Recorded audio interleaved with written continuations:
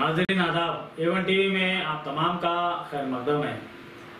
नाजरीन, जैसा कि आप जानते हैं कि हमारे मुस्लिम तबके के जो भी सीनियर लीडर्स हैं उन्हें ज़्यादा ऊपर तक जाने का मौका नहीं मिल रहा है। आजकल हर पार्टी अपने आप को सेकुलर होने का दावा कर रही है, यहाँ तक कि बाद मौक़ों पर बीजेपी भी अपने आप को सेकुलरिज्म और सेकुलर होने का दावा करती रहती है। कांग्रेस तो हमेशा से ही खुद को सेकुलर कहती है, लेकिन इसके बावजूद कांग्रेस हो, जेडीएस हो या दीगर कोई भी पार्टी हो, वहाँ पर मुस्लिम लीडरों को एक मौके तक, एक हद तक आगे बढ़ने दिया जाता है। उसके बाद उनकी कैरियर को ख़त्म करने की साजिशें दिन ब दिन की जाती हैं। इसकी बेहतरीन मिसालें अगर आप देखना चाहें तो रियासत में किसी ज़माने में मुस्लिम खद्दावर क़ायद के तौर पर रोशन बेग को जाना जाता था, लेकिन उनके कैरियर को ख़त्म करने की ज़बरदस्त साजिश की गई। इसी के साथ कमरुल इस्लाम साहब को कभी खद्दावर क़ायद समझा जाता था, लेकिन हाल ही में कुछ साल कबल उनका इंतकाल हो गया। इसी तरह जो भी लीडर हमारा सीनियर होता है उसके खिलाफ कोई ना कोई साजिश रचने की कोशिश की जाती है। कमरुल इस्लाम और रोशन बेग के बाद सबसे बड़ा खद अब मुस्लिम लीडरों में जिनका था, उनका नाम है तनवीर सेठ। उनके भी कैरियर को ख़त्म करने की कांग्रेस में साजिश की जा रही है। इस साजिश के खिलाफ आज मुस्लिम नौजवानों ने और कांग्रेस के दीगर नौजवानों ने मिलकर ज़बरदस्त एहतजाज किया। हाल ही में मैसूर के कॉरपोरेशन में जनता दल को सपोर्ट करने पर तनवीर सेठ के खिलाफ एक्शन लेने की बात साबिका वज़ीर आला और कांग्रेस क़ायद सिद्धरामैया ने कही। इसके खिलाफ आज रायचूर शहर में और कर्नाटक के दीगर मुकामात पर ज़बरदस्त गम और गुस्सा देखा गया। ये कहा गया है कि मुस्लिम क़यादत के खिलाफ सिद्धरामैया के ये अल्फाज को कभी काबिल कबूल नहीं समझा जाएगा और कभी इसको कबूल नहीं किया जाएगा। अवाम का कहना है कि इस तरह के बयान से सिद्धरामैया को गुरेज करना चाहिए और तनवीर सेठ पर कोई एक्शन न लिया जाए। तनवीर सेठ अजीज सेठ के बेटे हैं और वो वजीर भी रह चुके हैं।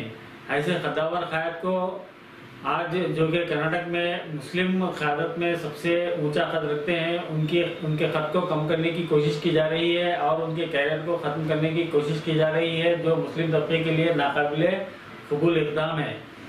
इस मौके पर उनके चाहने वालों ने रायचूर शहर में भी एहतजाज किया, जिनमें बिलखुसूस मोहम्मद आदिल, महबूब बेग पहलवान और इमरान बड़े साहब और दीगर भी इस एहतजाज में मौजूद थे। इस तरह से मैसूर के कॉरपोरेशन का जो इलेक्शन हुआ, उस इलेक्शन में कांग्रेस और जेडीएस मिलकर मेयर को चुने। जिस तरह से वो चुने हैं उसको सिद्धरामैया साहब जो हमारे साबिका वज़ीर आला है, वो हमारे एक माइनॉरिटी लीडर तनवीर सेठ साहब को नोटिस इशू करूँगे बोलकर बोले हैं, जबकि काफ़ी जद्दोजहद कर कांग्रेस और जेडीएस को लेकर मेयर बनाए हैं और जो मनोवादी बीजेपी को है उसको दूर रखने के लिए काफ़ी तरह से मुश्किलें और मुशक्क़त के साथ में जेडीएस और कांग्रेस के मेयर को चुना गया। लेकिन इस बात को खुशी होने की बजाय सिद्धरामैया साहब ने जिस तरह से नोटिस इशू करूँगा, अमानत करूँगा, ये काफ़ी दुख की बात है। और सिद्धरामैया साहब एक माइनॉरिटी लीडरों को जिस तरह से सता रहे हैं वो काफ़ी दुख की बात है। सिद्धरामैया साहब जिस तरह से गए हैं वो अपनी बात वापस ले और तनवीर सेठ साहब जिस तरह से कोशिश किए हैं उनकी हिम्मत अफजाई करना चाहिए सिद्धरामैया साहब को।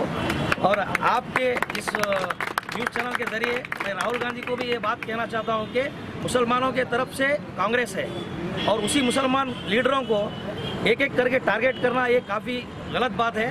हम इसकी सख्त मरम्मत करते हैं, क्योंकि ये एक माइनॉरिटी को बैकबोन की तरह, कांग्रेस ही माइनॉरिटी का एक बैकबोन है, तो माइनॉरिटी लीडर्स को इस तरह से जोड़कर उन्हें पीछे छोड़ना गलत बात है। इसीलिए मैं आपके चैनल के ज़रिए से मैं सिद्धरामैया साहब को ये कहना चाहता हूँ कि वो अपनी बात को वापस ले और तनवीर सेठ साहब से माफ़ी तलब करें। आपका नाम? मेरा नाम आदिल।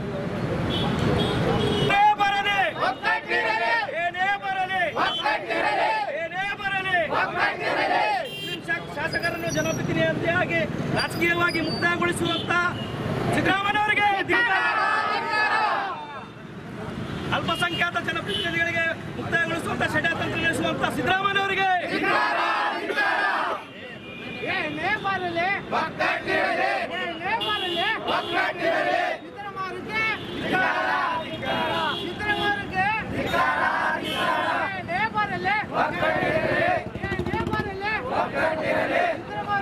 ಧಿಕ್ಕಾರ